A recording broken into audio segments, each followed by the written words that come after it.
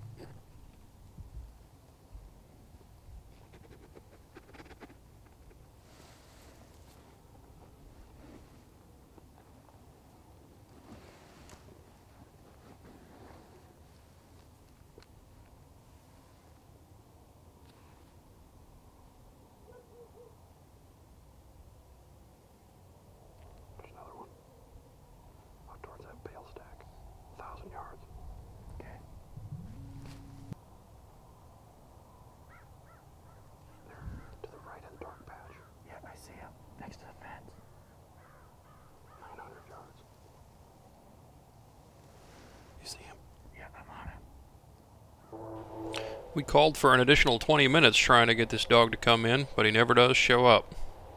We were just about to pack up and go do our after-action report, and my cameraman Josh fought so hard to hold his knees back, it hit my funny bone something fierce.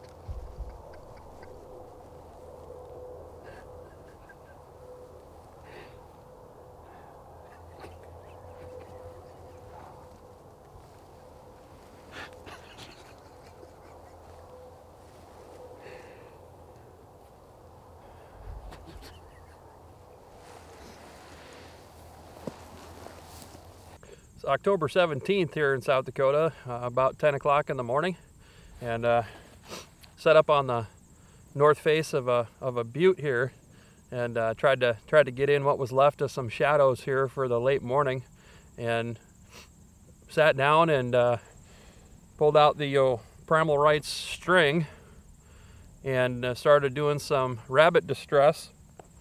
There's quite a few fox in this area that we're hunting, so I don't like to start the set off with some howls. It's real intimidating, so fox, they don't really play well with coyotes. So I try to avoid howling to start the set off here.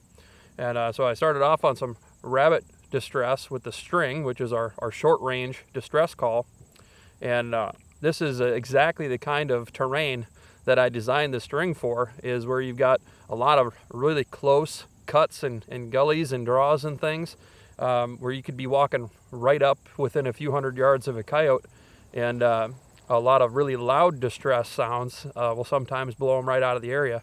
So I started off on the string, and I mean, we had that dog down within a couple of minutes. I mean, we sat there, I squeaked a little bit, and here he come. Just a testament to how well they can hear. The string isn't very loud. There's a little bit of a wind this morning, kind of blowing up at us from where the coyote come from, and the distance that he came from, I ranged a tree just right where I first saw him, right behind a knoll there, at just over 1,000 yards. So just that little bit of squeaking I did with the string there, our short range call, had that coyote coming from over 1,000 yards away. So these wide open spaces here in South Dakota that we're often presented with when we're hunting, the rope is obviously used for those areas where you want to get your sound out there a long ways. But the coyotes, they hear exceptionally well. You don't have to be that loud at all, and they can hear you from a long ways off. Like I say, about 1,000 yards. This nice female came in from about 1,000, stopped here at about 150 yards to take the shot.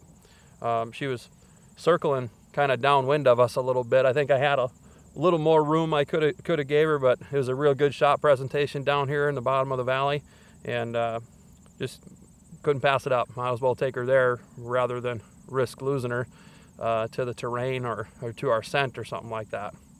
So pretty amazing. Sometimes we sit out here and call and call and call 35, 40 minutes and nothing shows up. Or we can have a dog show up after 45 minutes or an hour of calling.